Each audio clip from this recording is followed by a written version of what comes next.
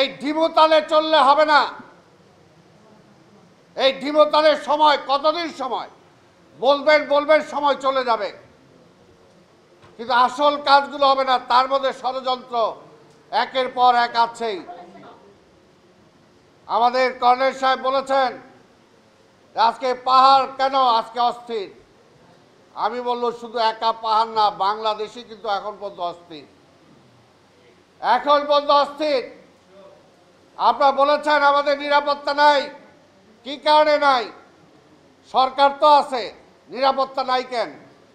স্বৈরাচারে তো খেদাইছি, তাইলে নিরাপত্তা নাই কেন? কারণ ওই যে স্বৈরাচারের প্রেতাত্মারাই দেশ চালাচ্ছে। সামনে মাত্র গুটি কয়েক উপদেষ্টা, আর ভিতরে মাল মশলা সব হলো স্বৈরাচার। কাজে এটা বুঝতে হবে, গায়ে কি লাগলো না লাগলো সেটা গায়ে তো লাগছেই। কাজে স্বৈরাচারকে উৎখাত করার জন্য এখনো সে আন্দোলন শেষ হয় নাই, সেটার জন্য সবাই ঐক্যবদ্ধ থাকতে হবে। অবশ্যই আমরা চাই এই সরকারকে আমরা যুক্তিযুক্ত সময় দিতে চাই, কিন্তু এই সরকারকেও ডিপেন্ড করতে হবে যাদের আন্দোলনে হাসিনা বিদায় হয়েছে।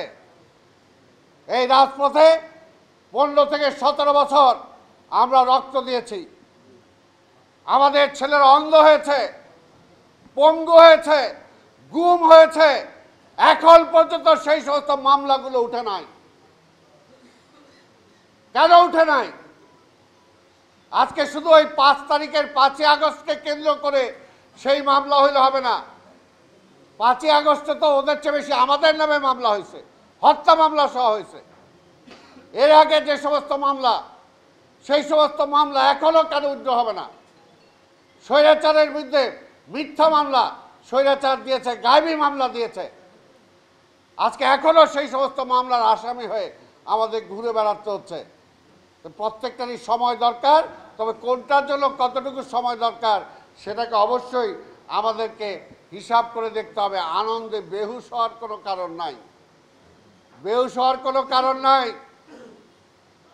এর আগেও এরকম আমরা শেখ মুজিব বিতাড়িত হওয়ার পরে আবার প্রতিবিপ্লব হয়েছিল, তারপরে আবার বহু বছর পরে আবার শেখ হাসিনাকে ক্ষমতায় এনেছিলেন। 15 বছর ফ্যাসিবাদের মতো জোর জুলুমভাবে ক্ষমতায় চাপিয়ে দিয়েছিল। আজকে বিতাড়িত হওয়ার পরে আবার যে ওই যে বলে আমি আসতেছি, কিসের উপরে ভর করে বলে?